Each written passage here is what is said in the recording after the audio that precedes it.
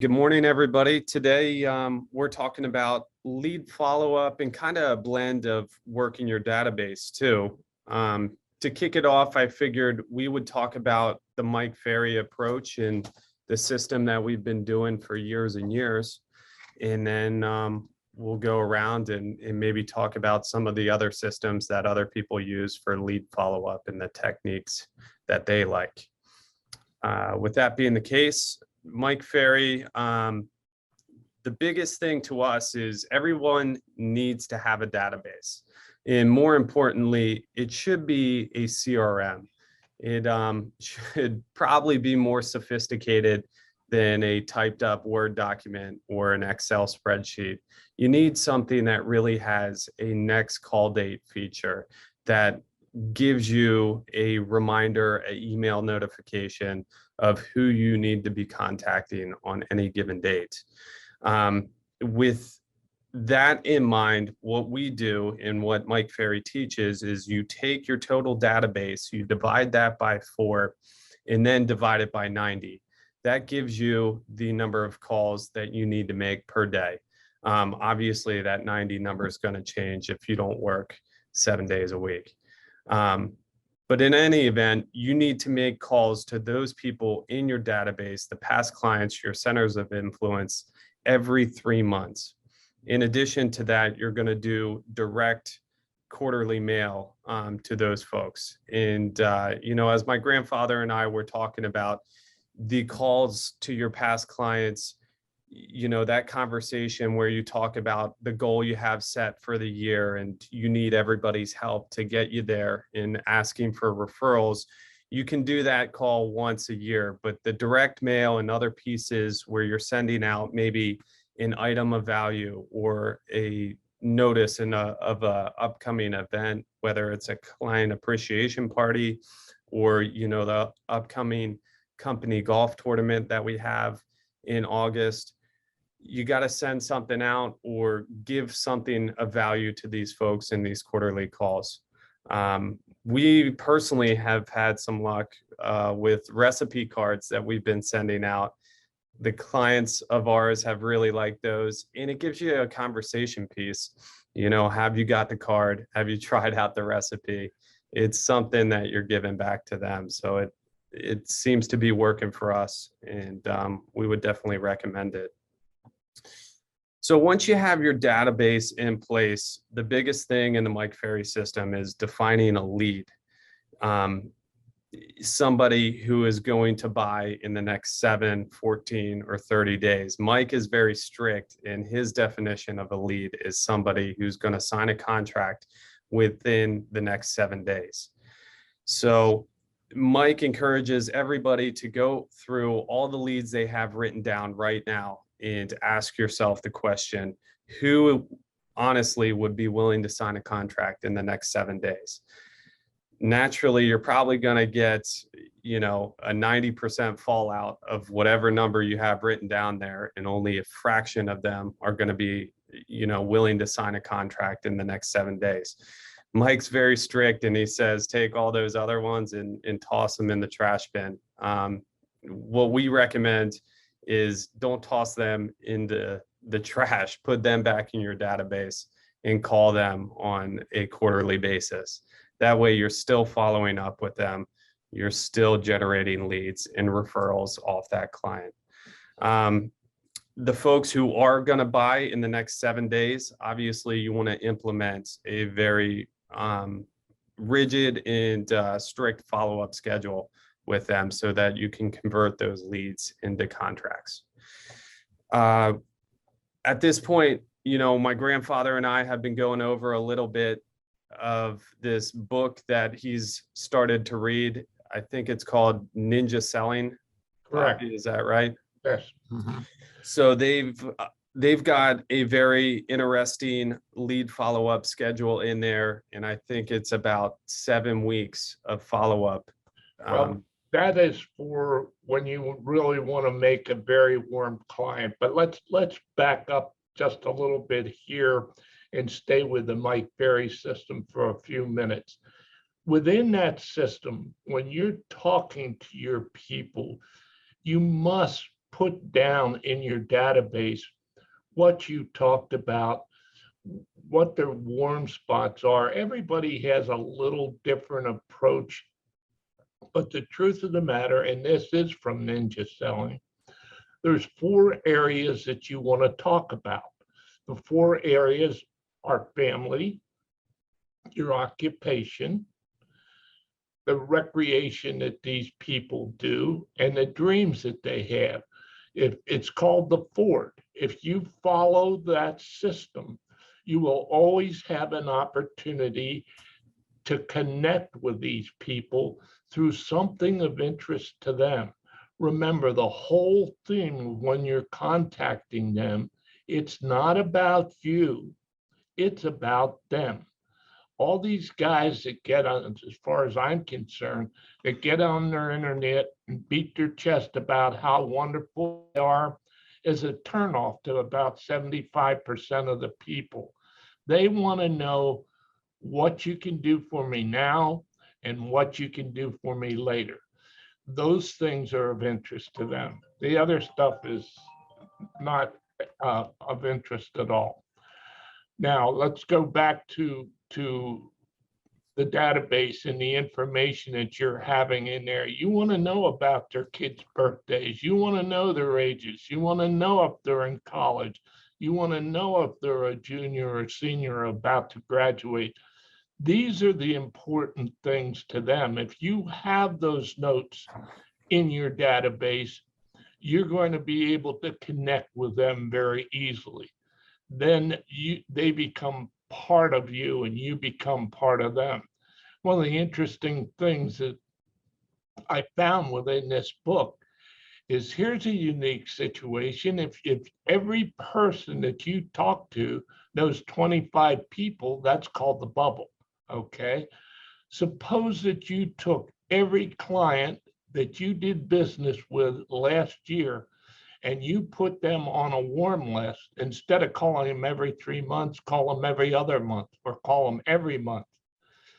You could really connect with them and maybe get them to be in your inner circle, which is going to allow you to say to them and talk to them about the people they know and who might be interested in buying or selling a home. All of us on this call that are old timers and new timers know how to relate to people. It's just that if you need a system, it can't be a scattershot deal. You have to be able to have something marked down. For instance, if you're calling those 90 people that you talked about, Brooks, in the 90-day period, what you need to do is have a theme that's already written out that you can talk to them about, whether it's going to be the market, whether it's going to be the supply chain issue. It doesn't matter what it is. You need to have a track to run on. You have to have a purpose in mind that's going to lead you to an end. As they say within neurolinguistic training, it is what you're pacing and leading your client to an outcome that you would like to have. This is something that all of us need to practice and do on a regular basis. They're just a few of the points that are so interesting to have and lead follow-up and allows you to become more successful. I don't want to dominate the conversation. Tim, what do you have to add to this at this point? Well, with lead follow-up, one of the most important things right now, if you do have leads that you're working with, is to go back and talk to them and make sure they're qualified with these rising interest rates. You know, from what I hear this morning, we could be looking at another 1% or 2% in increase. So, you know, go back to these lead follow-up people, run a new cost sheet for them, and stay in touch with them that way also. I think, you know, some of these things as far as like the client appreciation situation, you know, you're reaching out to them, you're inviting them, like we're going to be doing an ice cream social. Is it in August, Kathy, or July? July. in July, we're going to be doing an ice cream social for some of our clients, past clients. You know, it's inviting them to spend time with you and giving back to them. You know, we're going to be having the golf tournament for Leak in August. What a great way to call these past clients and follow up with them with your leads or your past clients and say, hey, our company is holding a golf tournament to support wounded veterans.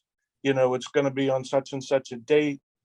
You know, we'd like to invite you. It's just a nice way to start out the conversation by giving back to them and offering to see if they know of anybody that might want to play golf in it.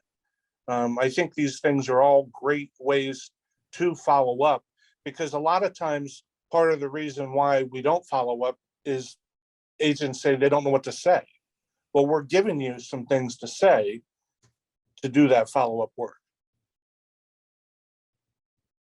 Yeah, All absolutely. great points. Go ahead, Jim. Probably a stupid question. I think you already answered it. So we're okay to invite anybody to the golf tournament, talk to them about it when we call? Yeah, please Okay. do. Are you guys, maybe I didn't see it, are you sending out the details, time and everything? It's already been sent. Okay. We'll all right, send it out, and Aaron, we should probably send that out weekly. Okay. Sounds good. And Jim, there's I'll send it out. I'll send it out weekly. there's a website too. You can email to your clients and they can go online, get all the details and sign up directly on there. So it's pretty cool this year. It just gives you a lead into the conversation, you know, and then at that point, once you lead in with the golf tournament, you can ask them how they're doing. What are their plans? You know, they thinking about buying an investment property, you know. Obviously, there's going to be a lot of people that might want to take their money out of the stock market and invest it in real estate, you know, something that's tangible. So it just gives you something to talk about. Absolutely. Who's next? Who else wants to tell us about their lead follow-up system? Well, if I could ask Morgan, I know we had a conversation at one point in time. She came from the car business and they had some interesting ways and approaches that they did lead follow-up in different systems. Can you tell us a little bit about like what that looked like and how you did it? Yeah, so in the car business, we had different days that we would follow up with them. So when a new lead came in of someone that like wanted to buy a car, that will be day one. So we would send them the information on that exact vehicle. So I kind of do that with the houses too. If someone inquires about a specific house, I send them the information on that exact house. Then day two, we sent them sort of just all of the cars in our inventory that was similar. So then on day two, I like to send them other houses that might be comparable. Day three, we tried to get them with a lender or, you know, get a credit check so we could make sure they could buy the car. So I send them different lender referrals that I have. Day five is just kind of like, we did why buy from our car dealership, why buy from Faulkner. So here I like to talk about like the advantages of, you know, RE/MAX First Advantage and what we have to offer. Day seven, I really hammer them like, hey, are you getting my stuff? If they're not replying, like, you know, are you getting my stuff? You know, did you see it in your spam folder? Please give me a call back. I'm trying to reach you. And then it goes on through 30 days. And then after 30 days, it goes to 60 days and then 90 days. Oh, wow. I'm not doing that with every lead. I'll be honest with you. Not every lead, because it Well, does take. you shouldn't. You shouldn't have to do it with every lead. You're doing that with your warm leads and your hot leads, and you're continuing on with them. And it's basically the same principle as in this ninja selling. They do the same thing, but they do it on an 8-day process. That they do a follow-up where they're doing the same thing that you're talking about, but only for 8 days. Yeah. And then they actually invite them to either have a bite to eat or something where you can sit down with each other and discuss not only real estate, but other things, which allows you to really connect with a client. Yeah. Pretty neat concept. Pretty neat concept. I found a lot of success by doing like the mini sessions and having people come to the office. I honestly didn't think that people would want to do that, but it's actually kind of surprising how many people appreciate that. So it's just that's really worked. I'm trying to get better at putting things into Top Producer and using the CRM. That's the struggle. It is a must. If Mhm. you want to be successful in this business, it's an absolute must. That database is so valuable to you. Tim and I can relate to that because historically, we were getting somewhere between 85 and 87% of our business out of our database. Right, Tim? Mhm. So that it's important that you run that database so that you can continue to contact these people in a meaningful way.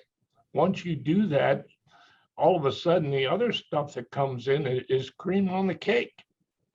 It's just a given for you. That's very interesting. One of the things I wanted to relate today that I read in this book, it talks about our conscious brain, our unconscious brain, and our creative non-conscious brains. This is the way we perceive things and learn things. And our conscious brain, obviously, all of us can taste, smell, and we hear and we see these things that are happening to us. In our non-conscious brain, this is formed when you're in the womb of your mother. And when you come out, and while you're in there, everything that you hear, see, and learn is stored in the back of your mind. Some of these are good things that happen to us, and some of them aren't so good things that happen to us. We call these experiences. And if you have a bad experience or you have a fear, the only way that you can change your thinking, according to what I read here, is that you need to sit down, and we've talked about affirmations before on some of these calls, that you need to put in writing a positive thought. For instance, if you say to yourself, I can't pick up the phone and I can't call that guy, he hates me. You're right in that instance. You're 100% right. On the other side of that, if you sat down and for 5 or 10 minutes, you wrote down, I am going to call that guy today. I am going to call him today. I am going to call it. You write it 25 times. All of a sudden, your brain says, I'm calling that guy. It's just like, and it happens. Believe me, you can do this. I am a true believer in affirmations. I have written 7 affirmations every day of my life since I joined Mike Ferry organization. And it's a little different than what I'm talking about here. But Mike always said one thing. He said, you can be right in having a negative thought, or you can be right in having a positive thought. Either way, you're right. It doesn't matter. You can say, I can't call that guy, and you're going to be absolutely right. You won't call him. Or you can take the other side of the coin. These are things that you must convince yourself on. Tim and I together, when we were in this organization, we had a dream of doing 200 deals. At that point, we started writing down 200 deals. Tim, how long did it take us to get there, buddy? We started in 1999, and I think we accomplished it somewhere in 2007 or 8. So it took Almost maybe 9 years. 9 years. 9 years of believing in yourself and telling yourself every day of your life that you can do that. It's a different way of thinking about how you're going to live the rest of your life. Believe me, this stuff works. You know, you can you can say you're nuts and that's okay. You're right. On the other side of that, I know that it works because I used to be a 20 deal a year guy. And so was Tim. And then all of a sudden our lives changed. The other thing to remember is, as my dad's talking about, the client that you don't want to call because of the experience that you had. Believe me when I tell you, 3/4 of these people will not remember that experience or that situation that took place at the end of the transaction that you have not forgotten. But in their life, most of them completely forgot about it. So it all depends on your nerve to call and participate in that call and talk about something other than that situation. But like I said, how about it, Dad? They don't remember. Tell them about the guy in White Rock Acres. You got to tell that story because it's a great one. Which one was that? Remember the guy that we recorded Oh, the listing presentation? go ahead and tell it. Well, we went on a listing presentation and our coach told us to record the listing presentation. So we did, and we got the listing. But within the listing, we told the guy that if he wanted to, he could buy a home warranty for his home. However, when we sold the home, this guy expected us to give him a home warranty. And we said to him, that's not the case. We told you that you had to buy one. He said, no, we didn't. So we played a recording for him. And basically he had to admit at that point, but he was still mad at us. So I called that bugger every quarter of every day. And then 10 years later, he forgot all about it. We had some nice conversations and he listed his home with us. So, it can happen good, it can happen bad. The only difference is you make the difference in whether it's going to happen good or bad. It's all up here. It's all up here. Go ahead, Brooksy. Yeah, no, I think this was a great call. Does anybody else have any other thoughts or things they want to share at this time? And there's other ways of lead follow-up too. I know, like Bobby, you for years you have sent out calendars and things like that. I know Sandy Golis did that. Are you still doing that? I still do that, and I still do the time change. Okay. So those are more touches that those people are getting and reminders from Bob with calendars and postcards about the time change. Anybody else have any other lead follow-up systems that they're using that they'd like to share? And just a friendly reminder, please take those past clients from last year and call every one of them. And then call them again in another 2 months. It's the best calls that you can make today. And if it was your listing and then somebody else's buyer, call them too if you have the number. Or Great send point, them. Tim. Great point. Their agents are following up. Probably So- adopting a client because I can guarantee you most of the people on the other side of the transaction won't contact those people. It's Mhm. once and done for them. We sold a property this past year down in Shipoke, and we were the listing agent on the house originally, and the buyer that bought it, we put them on our mailing list and we mailed them every year. And the buyer that bought it 10 years later called us up and we listed the house and sold it again. So it happens if you adopt the client. That was on. Great call, Brooksy. Great call. Sorry I Yeah. talked so much. Absolutely. Guys, we'll wrap this up here for this week. We'll push out another topic later in the week and we'll go from there. All right, sounds good. Thank you. All right, everyone. Have a great Bye. week.